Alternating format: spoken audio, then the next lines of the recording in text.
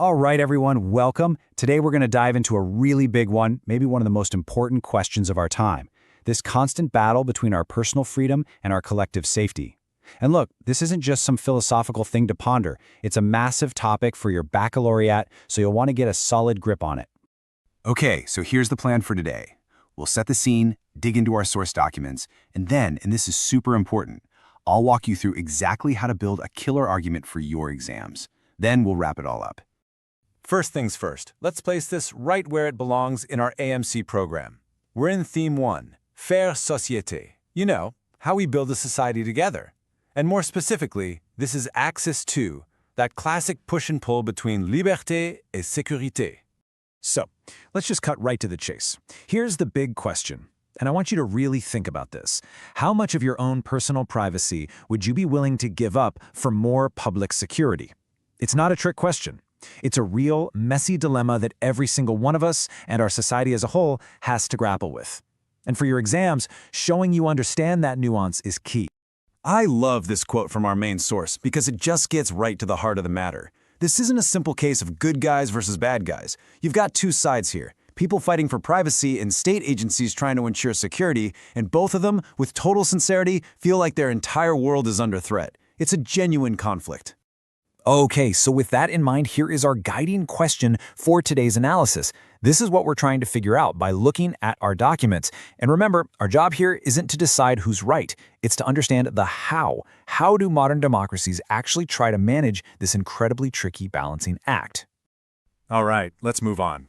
To really get a handle on this debate today, we have to talk about the world we're living in right now. Because, let's be honest, technology and the way we get information have completely changed the game. It's a whole new landscape. Okay, our first source is a big one. It's an official report from the UK government from 2015. This is gold for us because it's a primary source. It gives us a direct look into how the state sees things, their arguments, the laws they use, and what surveillance looks like on the ground. Now, the report points out something absolutely crucial, this idea of communications data. Pay close attention here. This isn't what you're saying in your messages. It's the data about the message. Who you called, when you called them, where you were. Think of it like the envelope of a letter, not the letter itself. And the authorities argue that this metadata is what they really need to connect the dots and spot threats. Our second source zooms out a bit and looks at the cultural vibe, the atmosphere we're all in. And it brings up this massive concept, post-truth. This is the idea that we're living in a time where objective facts are sometimes less influential in shaping public opinion than appeals to emotion. And you can see how this would make a complicated debate like liberty versus security even messier.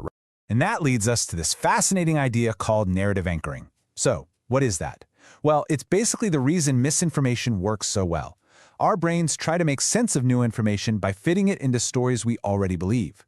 So if you're already worried about the government spying on you, a story about that, even a fake one, is going to stick. Same goes if you're worried about terrorist threats. It just clicks into place. Check out this timeline. What I think is so cool about this is it shows that this fight isn't new at all. I mean, we're talking about encrypted data today, but people were arguing about opening private letters back in the 1600s. So, while the tech has obviously changed a ton, the core conflict is centuries old. What Edward Snowden did in 2013 was basically just drag this ancient argument kicking and screaming into our super-connected digital world. Okay, time to really get our hands dirty. Let's dig into the arguments presented in that UK report and see what's really at the core of this whole conflict. So here we have it, laid out side by side. The two big, sincere positions. On the one side, you have the privacy advocates who are terrified of a surveillance state, a digital big brother watching everything. But on the other side, you have the state agencies who are just as worried that criminals and terrorists are going dark, basically disappearing behind a wall of encryption where no one can find them. So, when the state makes its case for more surveillance powers, this is what they are talking about. And these are heavy hitters, right? Terrorism, espionage, organized crime, even finding missing kids. Their argument is, look, we don't want to spy on everyone. We need this specific data as a crucial tool to stop these really terrible things from happening. But then you flip the coin, and the report is super clear on this. Privacy isn't just a defensive thing for people who have something to hide. No way. It's actually a positive good. It's the bedrock of a healthy democratic society. It's what allows us to trust each other, to express unpopular political ideas, and for journalists to do their job and keep the powerful in check. And what about the public in all this? Well, this chart is really revealing.